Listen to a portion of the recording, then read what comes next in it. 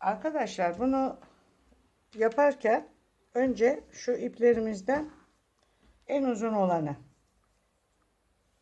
yani 60 santim olan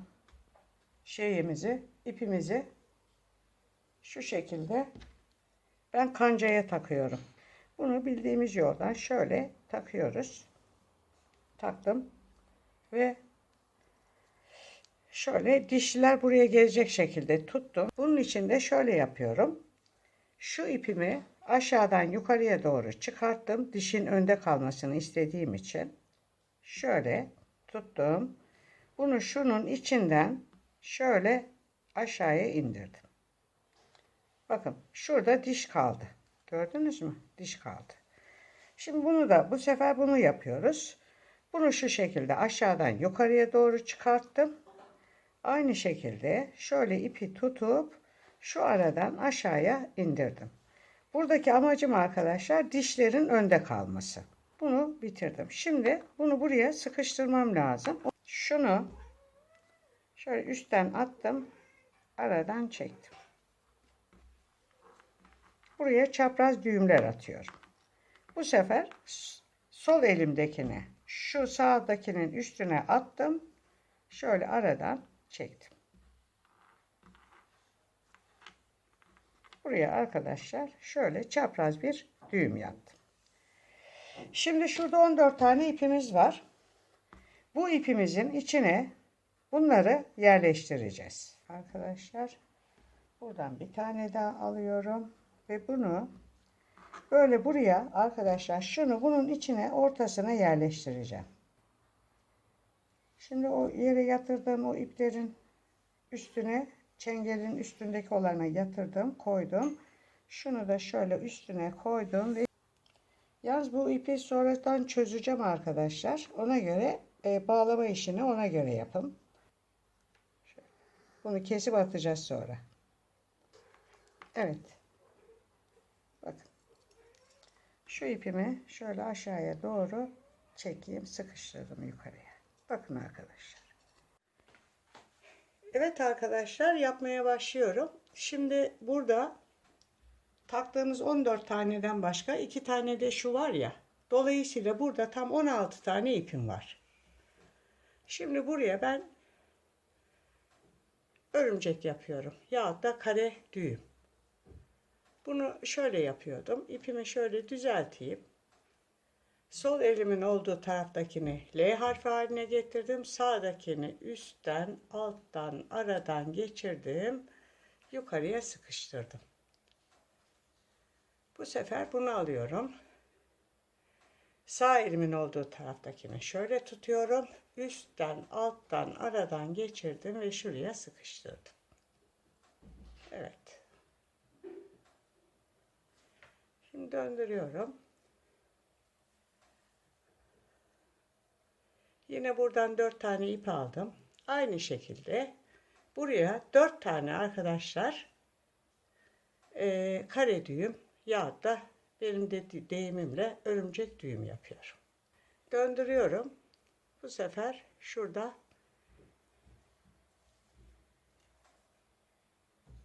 yine aynı şekilde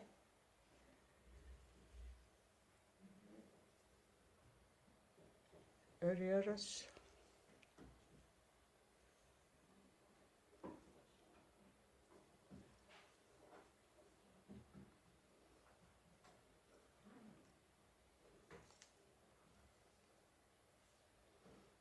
Şöyle.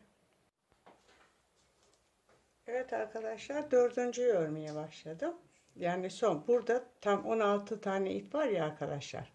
Tam 4 tane kare düğüm oluyor. Son kare düğümümü örüyorum. Ondan sonra aralarını örmeye başlayacağız. Şimdi ilk etapta bu kısmın oturması biraz zor olur da ikinci sırayı ördükten sonra yukarısı tam oturacak. Bakın 4 tane kare düğüm yaptım. Şimdi arkadaşlar bu kare düğümleri birbirine tutturmak için ne yapıyorduk?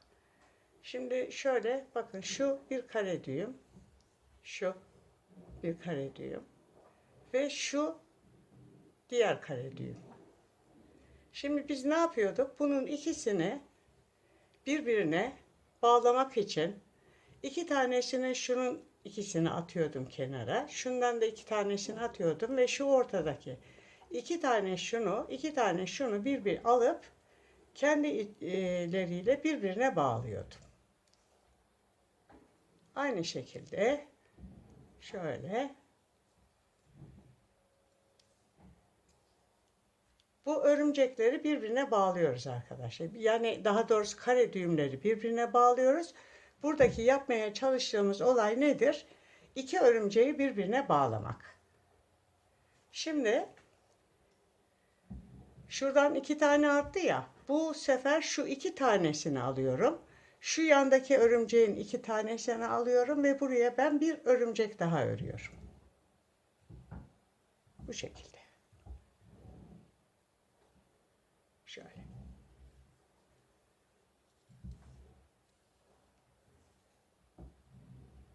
Şöyle. Şimdi şu örümcekten iki tane arttı. İki tane de şu onun yanındakinden aldım. İki tane bu sefer buraya yapıyorum.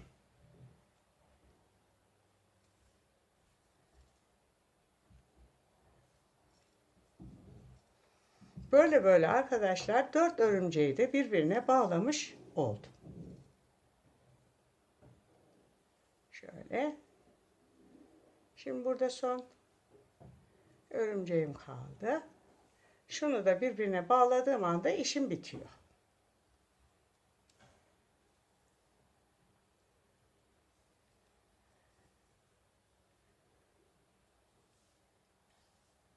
Bu şekilde işimiz bitti. Şuradaki örümcekle, yani örümceğin biriyle diğer örümceğin arasına ipi şöyle ortaladım ve onu şu örümcekten bir tanesini, şundan bir tanesini aldım ve bu ikisinin arasına arkadaşlar şu şekilde birleştirici, hem genişletmiş oluyoruz. Bir kare düğüm daha yapıyorum veya örümcek düğüm. Şuraya. Ortaladım ipimi ve yukarıya doğru şöyle ittiriyorum. İtiyorum. Şimdi bunu geçiyorum. Şu bir ve ikinci örümcek. Bundan sonraki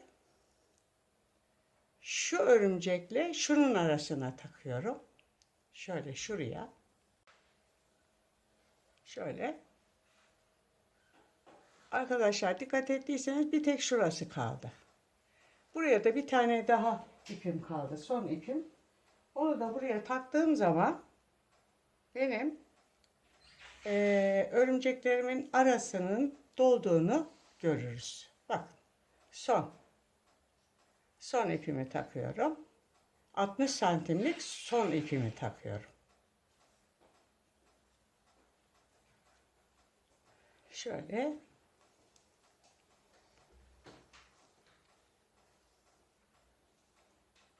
Evet.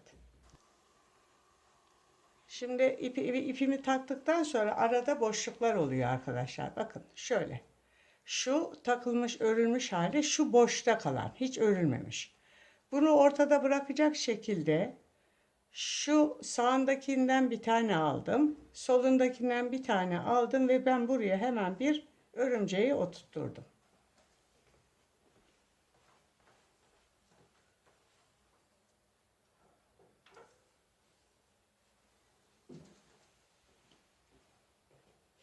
Şöyle.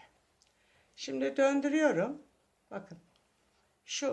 Bakın şu hiçbir işlem görmemiş. Gördünüz mü? Sade duruyor. Şimdi bunu ortada gelecek şekilde şundan, sol taraftakinden bir tane aldım. Sağdakinden bir tane aldım. Ve buraya yine ben bir ne yapıyorum? Kare düğüm ya da örümcek düğüm örüyorum.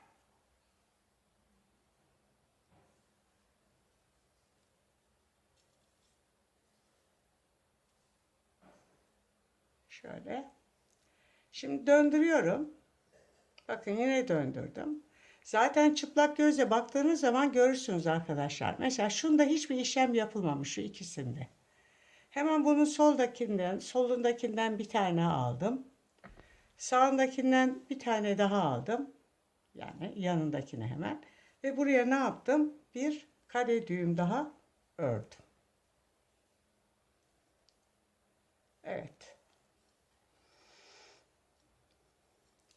Arkadaşlar bu çan yılbaşı ağacını süslemede kullanılır.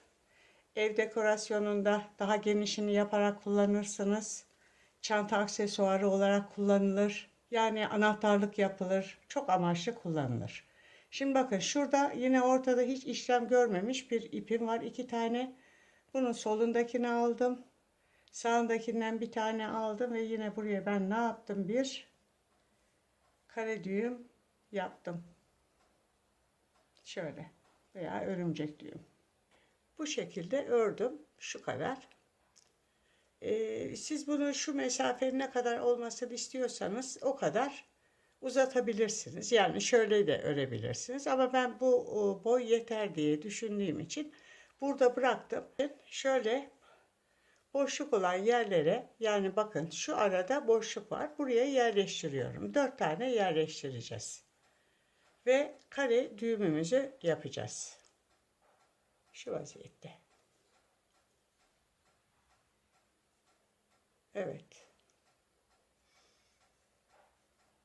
Ve ondan sonra arkadaşlar artık çanımızı dilediğimiz boya gelene kadar örmeye devam edeceğiz.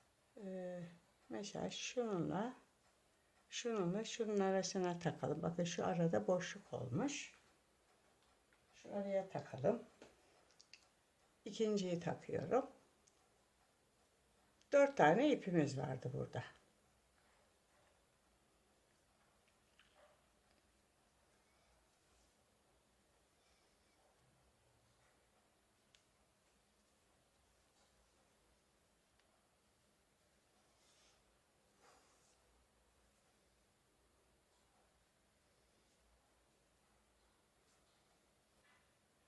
Şuraya koyalım.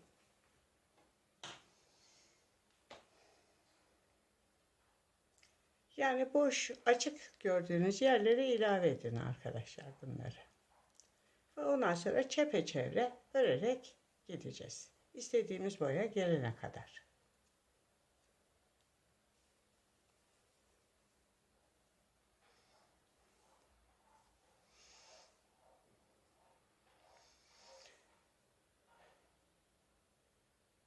Şimdi arkadaşlar şunu örüyorum. Mesela şu arayı öreyim, dolsun burası. Şimdi şuradan mesela şu araya yapalım. Son ipimizi de bu araya yapıyorum arkadaşlar. Şu araya.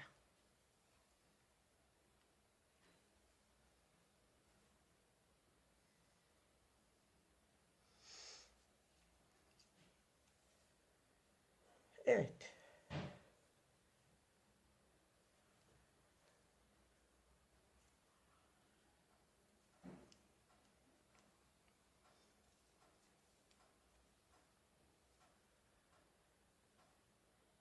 Bak.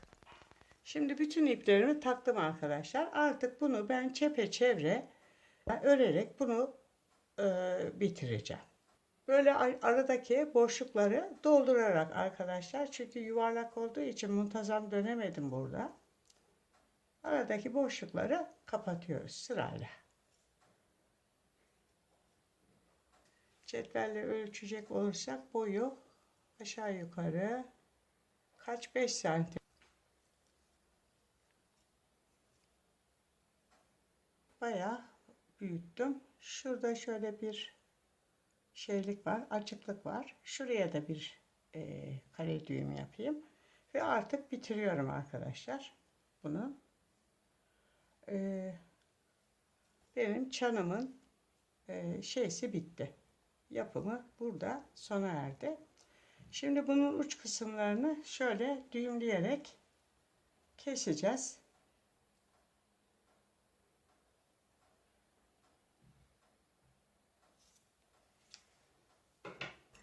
Şimdi demiştim ya hani şu baştaki bağladığım ipi keseceğiz diye. Şimdi ben bu ipi kesiyorum. Şöyle şimdi yılbaşı çanımın şu ağız kısmını böyle şimdi sıkıca kurdelem yoktu arkadaşlar evde. Güzel bir kurdelanız varsa onunla şöyle bağlayabilirsiniz. Fiyonk yapabilirsiniz şuraya. Küçük bir fiyonk yapalım şuraya.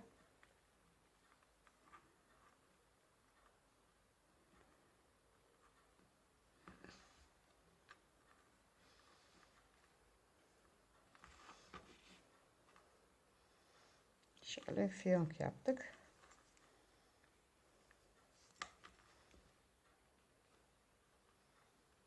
Bakın arkadaşlar. Bu şekilde daha sert durmasını isterseniz saç spreyi arkadaşlar. Saç spreyi sıkabiliriz buraya.